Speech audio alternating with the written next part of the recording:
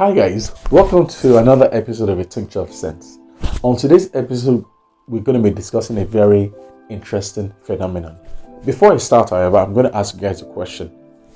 Now, have you ever met an Ebira person? I haven't, but I know quite a lot about them. Now, isn't it interesting how we seem to know quite a lot about people we've never met, or know quite a lot about things we've never experienced, or places we've never been to? Well, on today's episode, we're going to be discussing the supposedly hot-tempered and wicked people of Ebira land. The Ebira are a people that settled in central Nigeria. They're mainly from Kogi, Kwara, Nasarawa, and Edo states. The history of where the Ebira people originally come from is mainly oral, and most versions trace it to a migration from the Jukun people of present-day Taraba state. Their history is quite important because hearing what is said about Ebira people, one will think that they were descended from Genghis Khan, not the conquering part of him though, the fighting part. The Ebira people are said to be hot-tempered, that they are always in one conflict or another. Is this really true? Well, without knowing an Ebira person, it's quite difficult to ascertain how accurate this stereotype is.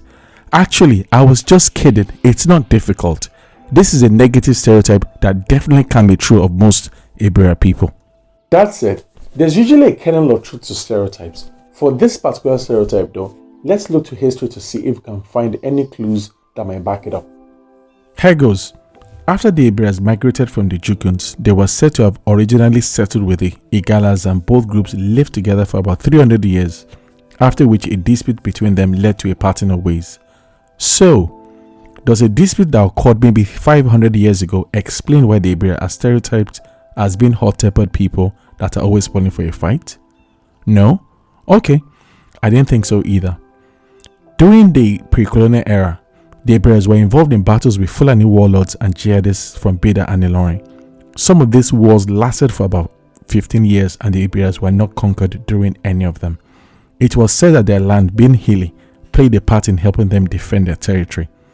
However, in the colonial era, the Ebiras had their lands annexed by the British-owned Royal Niger Company. These were the lands they defended from the Fulanis. The British, following annexation of the Ebira lands, appointed warrant chiefs over the Ebira people.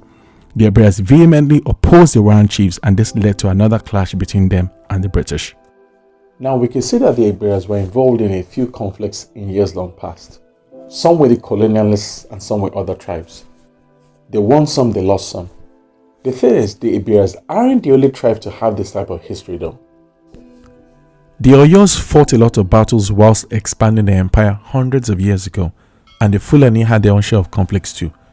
How come the Oyo people aren't known for being hot-tempered? Why aren't the Fulani called aggressive? I can't conclusively answer these questions. However, what I can say is history is usually written by the victors. History is replete with stories of powerful groups of people oppressing and subjugating less powerful ones. When the less powerful resist, they are called all sorts of names, as if they were supposed to just roll over and accept whatever the powerful want to dish out to them. Now, fighting for rights is a noble, worthy, and honorable cause. The Ebiras fought off the Fulanis that wanted to conquer them and bravely fought off the colonialists but eventually lost. Even in their loss, they still fought the warrant chiefs appointed to rule over them because they represented the authority of the colonialists.